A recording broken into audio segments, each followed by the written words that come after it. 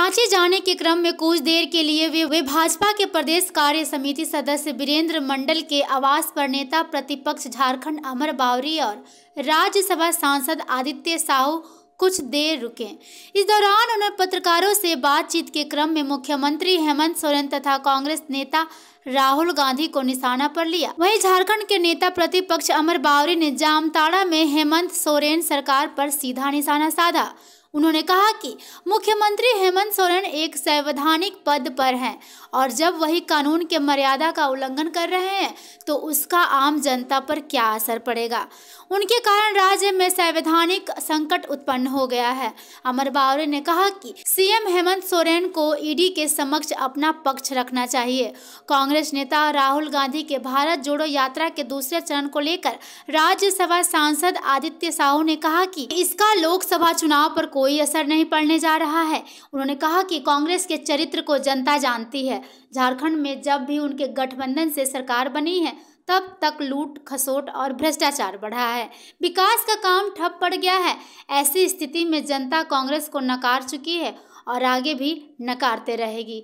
उन्होंने क्या कहा आप खुद ही सुन लीजिए। पास जो प्रश्न ईडी ने खड़े किए हैं उनका कोई जवाब नहीं। एक तो बड़ा विषय ये है, दूसरा विषय यह है कि एक संवैधानिक पद पर बैठा हुआ व्यक्ति जिसने पद और गोपनीयता की शपथ ली हो, जिसने संविधान की रक्षा का शपथ किया हो, अगर वही संविधान को नहीं माने, कानून को नहीं माने, तो ये अराजक स्थिति हो जाती है। अगर वही कानून को तोड़ेंगे, नियमों को तोड़ेंगे, तो नीचे हजारों लाखों जो झारखंड के नागरिक हैं उनमें भी भावना आएगा कि भाई कानून का उल्लंघन करने से कुछ नहीं होने वाला है।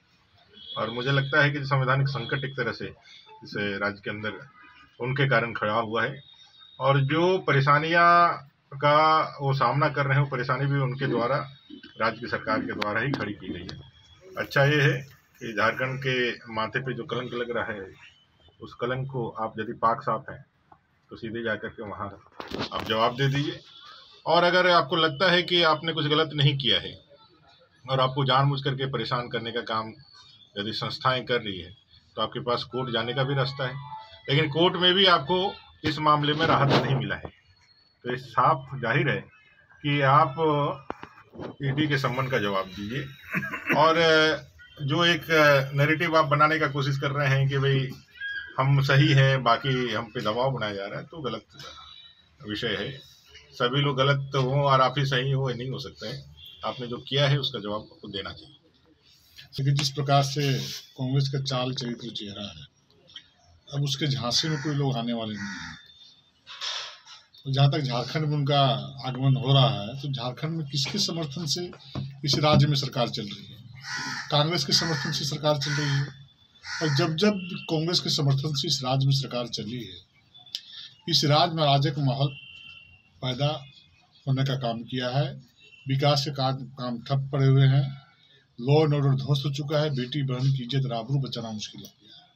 चौतरफा गिरावट, जेल के अंदर में जा करके अपराधी वहाँ पर गोली चलाने का काम करे, लोगों की हत्या की जाती है। समाचार पत्रों के संपादकों को यदि उसकी समाचार छापते हैं, जेल के समाचार छापते हैं, तो उनके ऊपर मुकदमा दायर किया जा रहा है, उनको जेल में डालने का षड्यंत्र किया जा रहा है। किस प्रकार की राजनीति कांग्रेस झारखंड में करना चाहती है? कांग्रेस में थोड़ी सी नैतिकता होती, झारखंड मुक्ति मोर्चा से समर्थन वापस लेकर के इस राज्य में विकास की राजनीति करती। लेकिन कांग्रेस पार्टी कमाने खाने वाली पार्टी है, परिवारवादी पार्टी है, वंशवादी पार्टी है। ये सिर्फ गरीब की गाड़ी कमाई को लूट करके अपने तिजोरी भरने वाले लोग हैं। देश आजाद हुए आज 76 वर्ष हो गए। आखिर इतने लंबे काल खंड तक कांग्रेस पार्टी से देश में शासन किया और इन 9.5 वर्ष में एक तरफ आप 65 साल को देखिए, एक तरफ 9.5 वर्ष देखिए, जमीन और आसमान का अंतर दिखेगा। आज पहली बार गांव गरीब किसान मजदूर को ऐसा महसूस हो रहा है कि गरीब बाप का बेटा, एक गरीब व्यक्ति देश का बागडोर संभाला है तो गरीब की चिंता कर रहा है और गरीब के लिए कल्याणकारी योजनाएं चलाने का काम कर रहा है।